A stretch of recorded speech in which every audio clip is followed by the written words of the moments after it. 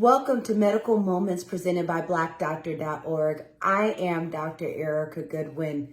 There is a lot of misinformation circulating about coronavirus. For Black Americans, this misinformation can be even more costly as we are at greater risk of contracting the virus and also at higher probability of having unfavorable outcomes once infected. As a medical professional, I wanted to give you some techniques, tips, and information to keep you and your family safe during this pandemic.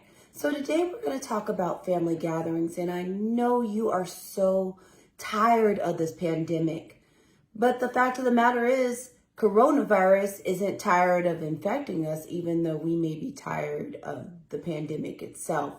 And the holidays are fast approaching, which means these times where people would typically gather as a family.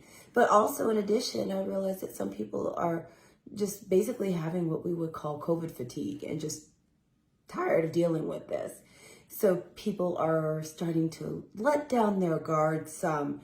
And one of the reasons we wanted to talk to you today about this is that these large gatherings are very risky.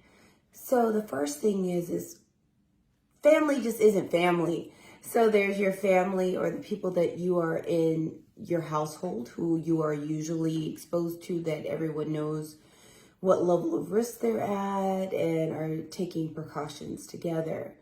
And you're limiting exposure because it's only who's in your household and who they're exposed to. But what happens with a lot of these gatherings is people are extending the people they're getting together with outside of their household or outside of their chosen very small bubble. That increases the risk because, number one, the amount of people involved, the amount of people they're in contact with. The next thing is then it's harder to space out in a way that's going to decrease the risk. And especially since the temperature is changing, then outdoor gatherings are going to decrease and people are going to be together inside. The next thing is getting together as a family. People generally want to hug on each other and be near each other. So there's going to be a lot of temptation to not be physically distanced. And the next thing is in these larger family gatherings, especially these multi-generational gatherings and multi-household gatherings, there are typically more people of advanced age involved because, your grandma and grandpa, aunts and uncles. The next thing is also that people may have different risk levels due to their pre-existing conditions. So when you bring everyone together, you're actually increasing everyone's risk. And as we've talked about, that everyone that has this virus doesn't even have symptoms that you can see.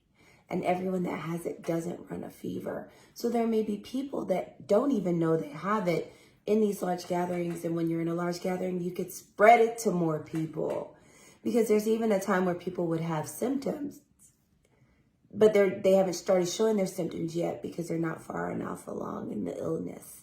So we just want everyone to stay safe. We don't want your family memory to be one of people spreading a virus and someone potentially even dying, because the highest end of the cost of this is death. So it's important to continue doing those same things of washing your hands, wearing a mask, and physically distancing at least 6 feet apart and not getting together in large gatherings. And the people that you are around, it's important to still wear your mask and not let your guard down, because unfortunately the virus numbers are going up.